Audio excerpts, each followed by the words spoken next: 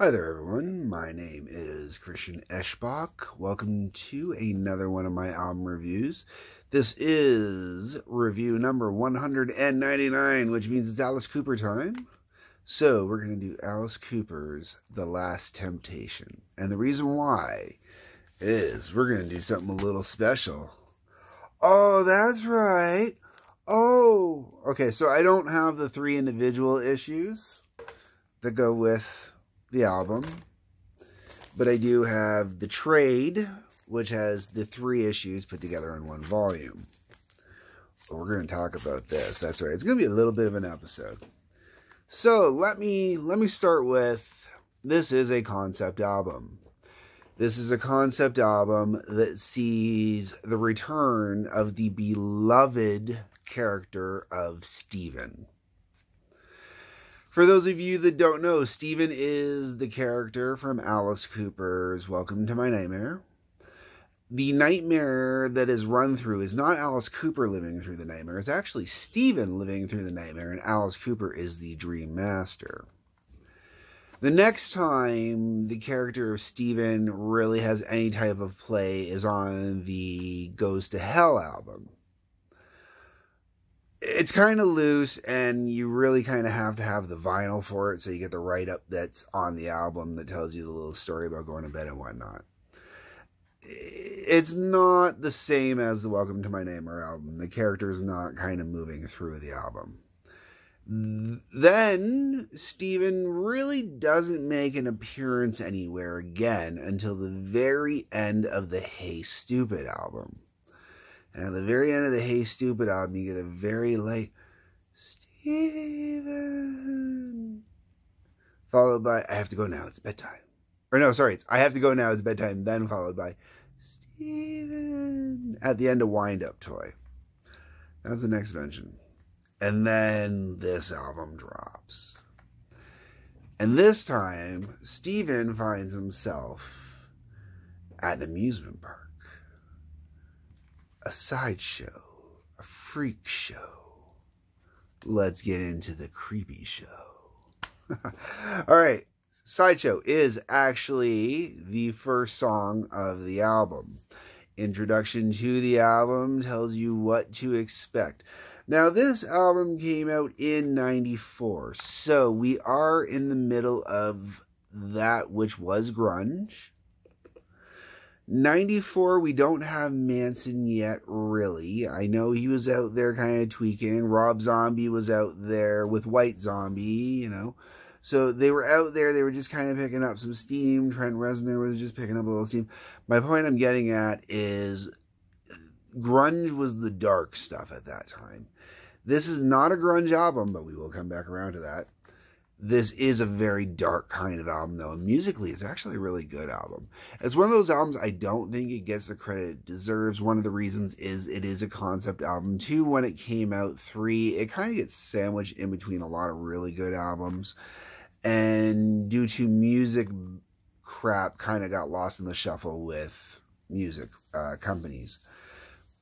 Because unfortunately, right after this album basically came out, Alice ended up leaving the label, and because of that, there was no tour to provide to back up the album. Never really got the play it was supposed to. Had this great cross promotion with the comic book, which I'm going to get into. Should have delivered a lot more than it did, and it really sucks that it suffers. But we got Sideshow. Sideshow is a really cool song. I love how it opens it up. I love how it gets the story going, lets you know that you're in for a show and for a surprise and for a little fun. It also sets the music tone. After that, we get into Nothing's Free. So with Nothing's Free, I also want to say the concept with this one, I don't want to say it's a direct linear concept necessarily, because Nothing's Free, not that it carries the story on, it's more setting more of the kind of the tone and a little bit of the character building and whatnot. You could see this as the Alice character telling, you know, Stephen and the other characters involved in this that we're going to get to as we go, that nothing's free, everything has a cost, everything has a price, even your admission to the sideshow.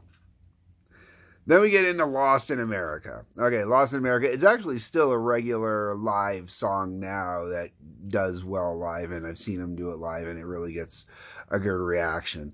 And I mean, I'm not in the U.S., and I've never seen him perform the song in the U.S. I've only seen him perform it in Canada, and still gets a great reaction. Granted, I'm in Windsor. I'm right next to Detroit Rock City. Literally right next to Detroit Rock City. You know, I can see, you know, various Detroit landmarks from my house, you know. That's kind of fun to say sometimes. Sometimes it sucks. Anyways, Lost in America, great song, man. And it still is the perfect song for being in, not even America, man, being lost in North America at this point, man. It's such a wasted world, and it hasn't changed.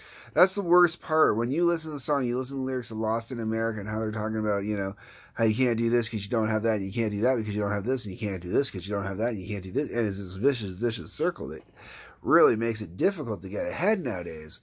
This is a song from '94, and it still 100% applies almost 30 years later. Holy crap. 30 years. Almost. Sounds almost 30 years old now. Holy man. Wow. 28 years? 28 years this summer? Wow. Wow. This album was brand new when I bought it, and now it's classic rock. What the hell happened? All right. Moving along. We get to Bad Place Alone. Now, I like Bad Place Alone. Bad Place Alone is really kind of fun. A little bit cheesy in certain ways.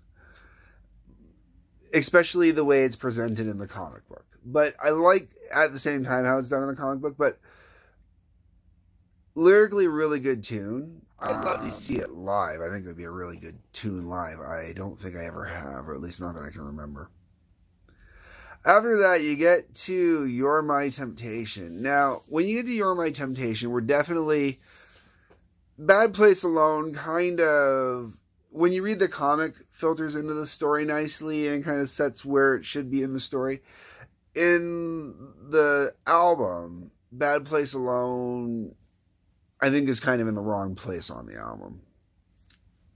And the reason why is when you get to You're My Temptation is Steven desperately wanting the character of Mercy.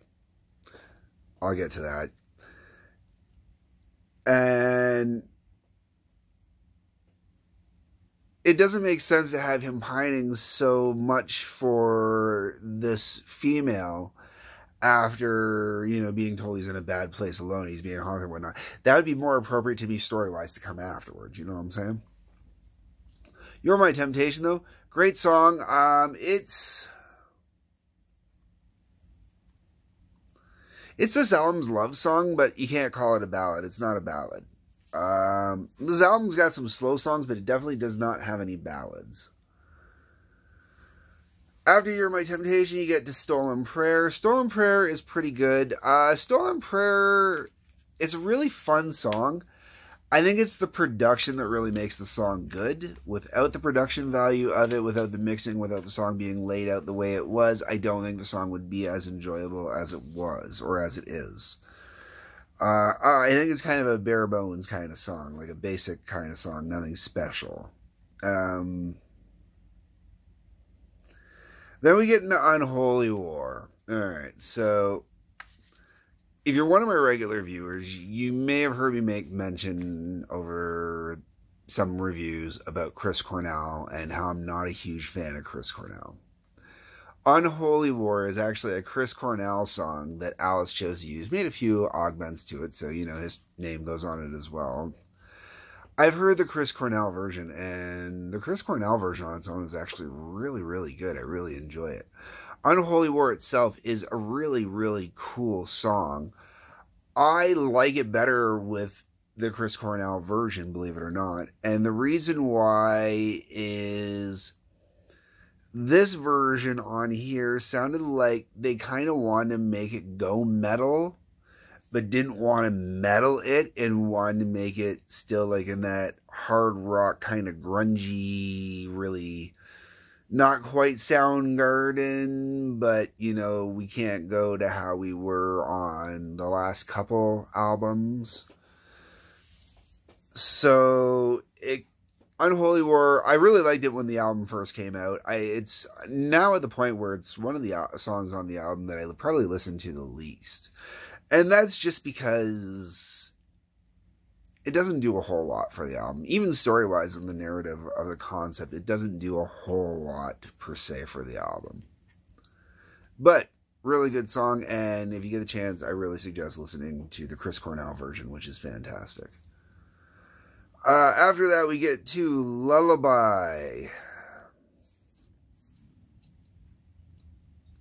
Lullaby is one of those songs that when I'm listening to the album, it's a fantastic song. When I'm not listening to the album, I really honestly blank on it. And I don't know why. It's one of the very few Alice Cooper songs that I honestly, truly blank on when I look at the song title. And I always have. And I've never known why. And it's a great tune, though. It really is a fantastic tune.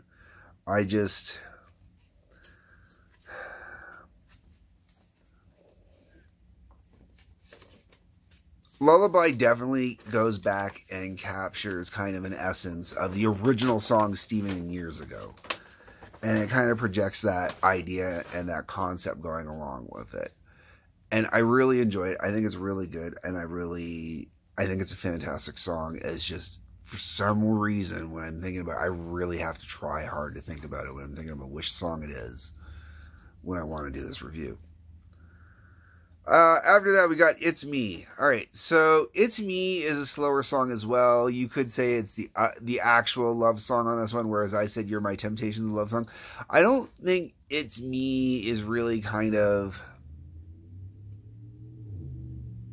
I think You're My Temptation is much more of a love song than It's Me. It's Me, to me, is kind of like this little pleading song. It's this... It's almost like you're trying to convince someone. You know what I mean? It doesn't feel like it's natural. It doesn't feel normal. And then the album finishes with Cleansed by Fire. And Cleansed by Fire is a really, really cool song. I really like it. I think it's another one, though, where it's the production that really, truly helps out the song and really pushes the song along and makes the song as good as it is. I don't think the song would do as well live. I could be wrong. I'd love to see it live. But I don't know if it would do as well live without the production values of it, with all the other stuff that plays in the background and the repeats of the tapes and stuff like that. Like, there's some real production artistry to that song. And it really is a fantastic song. The album itself is really a good, solid album the whole way through, and it really does get lost in the shuffle of the Alice Cooper catalog. I think it's a very underrated one as well. Now, because this is album review 199, so, you know, we're hitting that big point, we're going to get into the extra special stuff. And this album, like I said at the beginning, is extra special because now we get into the comic book part of it. Now, you know, after all these years, I have yet to get a tattoo, and I've always said if I'm going to get a tattoo, I want to get an Alice Cooper tattoo.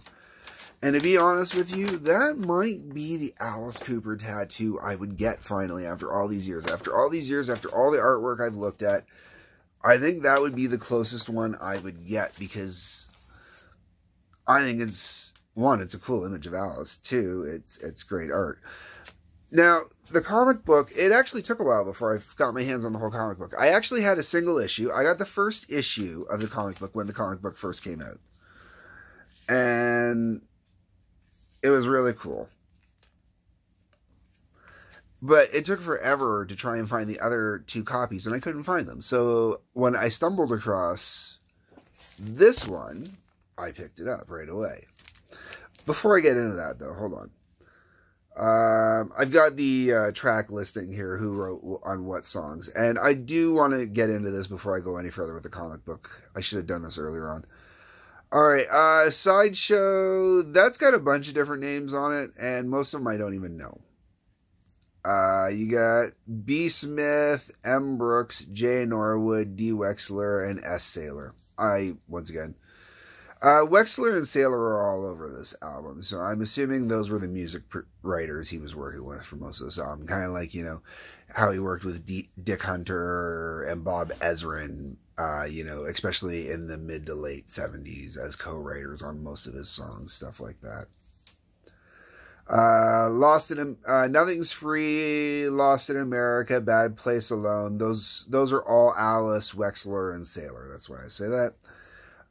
You're My Temptation is Alice Cooper with Jack Blades and Tommy Shaw. They also do It's Me. Surprise, surprise. The two ballad-esque songs, or the two... And that's the thing, with It's Me, you can tell it's, honestly, if you know Sean Blades, you can tell. It sounds like a lot of Damn Yankees. It sounds like Sean Blades. And I have some Damn Yankees coming soon. One more Damn Yankees album for you to come soon. After that, we go into Stolen Prayer, which is Chris Cornell and Alice Cooper. And I was wrong when I said Unholy War had Alice Cooper as a co-writer. I apologize. That was Stolen Prayer I was thinking of.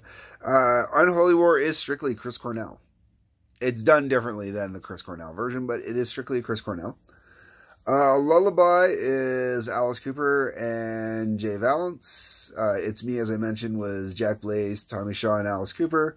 And then Cleansed by Fire was Alice Cooper, M. Hudson, S. Dudess, and B. Sailor.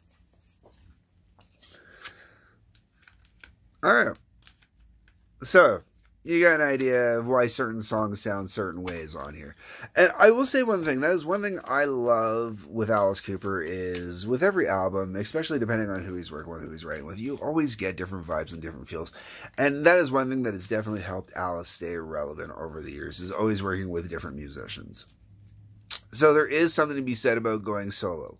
Because really, I do not think that the original band, if they had stayed together all those years, would have... one, lasted. I think they would have all died.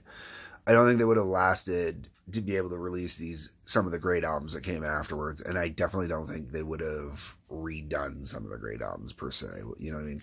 So, the comic book. All right, I bought this. Well, this is stickered October 21st, 1997. Or, sorry. August, not October, sorry, that's an 8.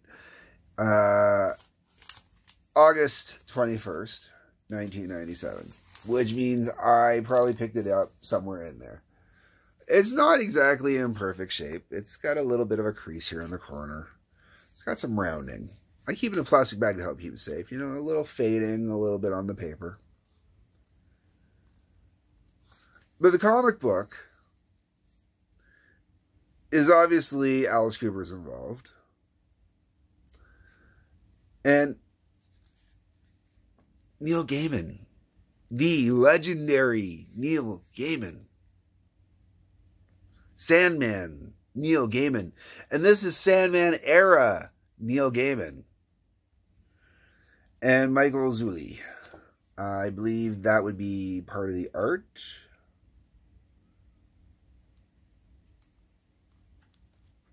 Now, there's a great write-up in here. It has been years since I've honestly looked at this. I don't take it out too much. Yeah, it was written by Michael Gaiman, drawn by Michael Zulli, based on a concept by Alice Cooper. One of the reasons, believe it or not, that I don't keep a lot of vinyl around, and when I do, I don't look at vinyl, and I prefer to have CDs because they've got, like, the paper, the glossy paper and that in there. I'm allergic to paper. This is the older print style as opposed to the glossy. It's not, I mean, it's not total print, but it's more paper than it is the gloss style paper. So, right away when I took it out and started looking at it, I kicked my allergies up. But, I mean, the artwork in here is fantastic. The storyline in here is great. The characters throughout here are fantastic as well. I mean, there's another great couple shots of Alice. And the blonde-haired boy there, that would be Steven that's going through here. And Alice going around tormenting him throughout. It is really a fantastic comic book. Even got him wearing a Spider-Man comic because it was released by the Marvel. Marvel, this would be a great adaptation, I'm telling you. A really, really great adaptation. If you guys still have the rights to do this, this on Disney Plus would be fantastic. Oh my God. And an animated adaptation at that. Oh yeah. Do this up as an animated one. There's a couple points in here where they actually do bring the songs in. There's a point where I didn't show, but let's see if I can find it here. I think it's a little cheesy, but it's great at the same time. Monsters are coming up out of the ground, and it's for Bad Place Alone. You know, like in here they got him kind of singing Bad Place Alone. And You're My Temptation could be done here. So what I'm trying to get at is they could musical it up, animate it out a little bit, music it up. I mean, do the whole album even. Do the whole album as an animated musical based, you know, on this, using this kind of artwork and whatnot. Oh my God, your viewership, I guarantee, would shoot through the roof because you'd be using Neil Gaiman. That name would bring people in. Alice Cooper would be bringing people in. Zuli, I am sure, would bring people in because I know I've got his artwork on other comics elsewhere. The storyline, I mean, in Canada, it would have to be part of, say, the Star side of things. And in the US, I'm guessing Hulu. You know, because I know that's how they do the separation. But this is really a fantastic album or artwork through the whole way through. If you guys can ever get your hands on it, there's some parts of this that are a little kind of camp, a little cute. But this is really some top-notch. I want to show you more, but I just don't want to open up the pages hard enough, right? This is a great combination. Seriously. I put the case back in upside down. So, if you can get your hands on this, buy this. If you don't already own this, buy this. This is a great album. If you can get your hands on this to go with this, it is a great companion piece. They're wonderful. They're fantastic. And that is why I had to do this for review $1.99. Had to. Had to be something special. Something really cool, right? And I've already done the Constrictor picture disc. I didn't want to do the Alice Cooper box set. I'm sure a lot of people thought that might have been what was coming for review number 200, but no, I got something else still special planned for that. Folks, give that album a try. If you've honestly never taken the time and effort to really listen to The Last Temptation album, go pick it up and listen to it. It really is a good album. It's an album from its time, for sure. But to go from Last Temptation to Brutal Planet is not a big jump, really. And Brutal Planet was the next studio album to come out. And even though there was a huge gap in between, huge gap, like I want to say almost 6 years in between the two albums, even with that huge gap in there, brilliant. It really feels like a natural progression still. It really does. Anyways, folks, those are my thoughts. Those are my views. Let me know your thoughts and views. That's what the comment section is for. Drop a line in there. Otherwise, hit the like button, hit the subscribe button. Please hit that subscribe button right now. That's really important to me. I need that because I need that so I can start doing some live streams.